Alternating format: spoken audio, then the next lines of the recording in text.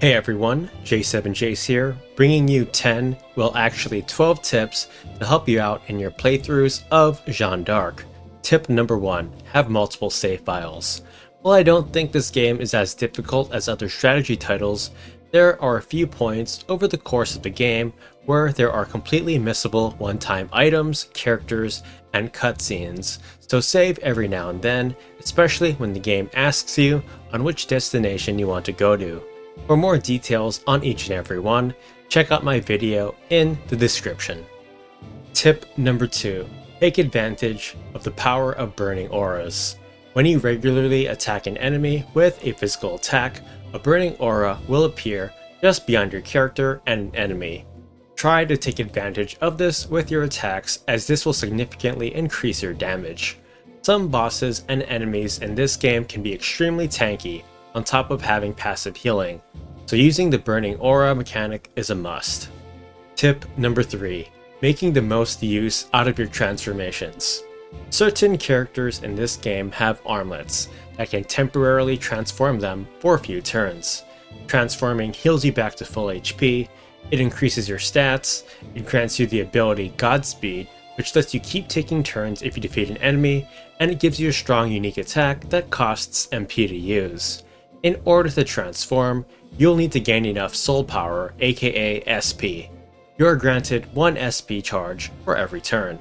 On top of this, you're also required to transform before moving as well. You can only transform once per stage for each gem in your armlet, meaning, for example, as you can see on my screen, I'm only allowed to use Jeanne's Gem of Life once for this fight. So make use of it by either 1, transforming to save a character that is low on HP, and to try to take advantage of the Godspeed skill by trying to set up kills with your transformed character. Tip number 4. Moving your units to gain the advantage. In Jeanne d'Arc, after you do an action besides transforming, in most cases, you'll be unable to move your character. I recommend moving first and then doing an action in most cases, especially when you're attacking, and if possible, try to attack enemies from behind or to the side, as you will not only be more accurate, but you will be able to do more damage as well. Tip number 5. Fallen characters and reviving. Be careful when characters are knocked out. The only way you can revive fallen characters is with the Revivify spell. You don't get this until later into the game, and it requires your character to be level 33 on top of an expensive 180 MP. So keep your characters in good health by having the healing spell equipped along with healing herbs in your inventory. Tip number 6. Understanding the affinities and elements in Jeanne d'Arc. You can change the affinity or element of your character by equipping them with certain stones, Soul, Luna, or Stella. As you can see in the arrows, Luna is strong against Soul, Soul is strong against Stella, and Stella is strong against Luna. Understanding this mechanic is fairly simple. A Soul character attacking a Stella enemy can deal more damage than attacking a Luna or another Soul target. You can equip only 1 affinity stone at a time. However, I don't even recommend equipping any affinity stones, as this can limit your overall versatility in dealing and taking damage to a variety of enemies. Tip number 7. Make Jeanne, Leanne, and Roger strong. I recommend keeping these characters well equipped with stronger items and skill stones, as they will be required in some major story battles. And they also can't fall in these fights as well, or it's a game over. Tip number 8. Grind and level up in free combat if you have to. In Jeanne d'Arc, there are no random battles, and in nearly all the fights, there is a limit onto how many turns you can take. Because you're on a timer, and not all characters are balanced perfectly, some will outedge others when it comes to stats and levels. In order to participate in free combat, go to areas on the world map and enter with the X button.